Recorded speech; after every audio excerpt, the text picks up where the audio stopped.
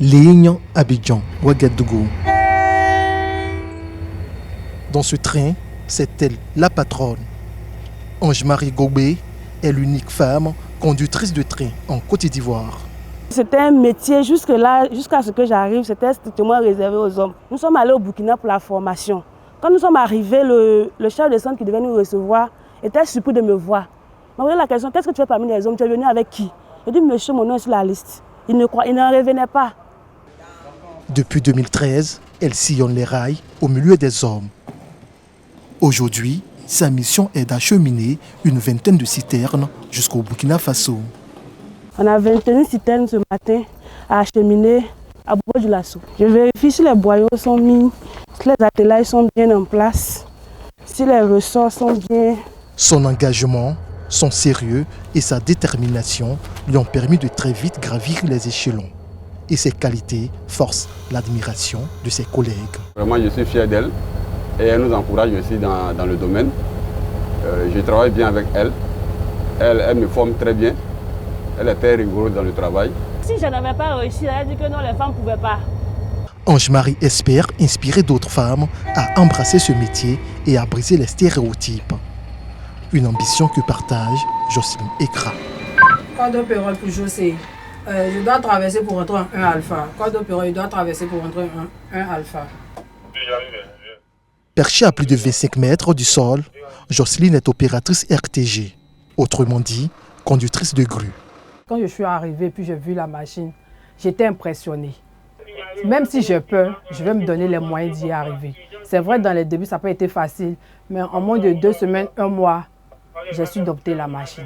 Avec habileté et précision, elle manipule et déplace les conteneurs à des points précis sur le terminal portuaire d'Abidjan.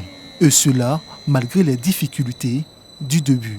Dans les débuts, il y a d'autres qui disaient, mais toi, tu es femme, tu vas venir faire ce travail, ça va te fatiguer le dos, tu dois faire des enfants, tu dois... Mais c'est vrai qu'on doit faire des enfants, mais ce n'est pas pour autant qu'on va se mettre des barrières. Quand tu as un rêve, que tu vas arriver au bout de tes rêves, il faut foncer. En moyenne, ce sont 20 conteneurs déplacés par Jocelyne par heure. Si la conductrice de grue arrive à effectuer tous ces mouvements, c'est grâce à Adélaïde Tété, directrice des opérations au terminal à conteneurs. De sa position, elle voit et contrôle tout.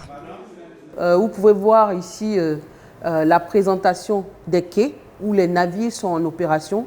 On peut voir les mouvements des camions, les mouvements des portiques actuellement en opération. Sans son autorisation, aucun mouvement ne se fait sur ce terminal. Le premier défi, c'est de montrer aux yeux de tout le monde qu'une femme est capable d'occuper ce poste, de l'assurer avec de belles performances. Le second défi, c'est de susciter les vocations auprès des autres femmes qui méconnaissent le domaine maritime. Le troisième défi, c'est garantir le traitement des flux logistiques au sein d'Abidjan Terminal à travers la digitalisation et la standardisation des process. Garantir le traitement des flux logistiques au sein de ce terminal, une mission à laquelle Adélaïde attache du prix. Je suis fière de voir que ce sont mes décisions, ce sont mes méthodes, ce sont les process que je conduis, les équipes que j'accompagne qui favorisent cette économie-là. Une fois les conteneurs disposés, les marchandises stockées, les petites mains rentrent en action.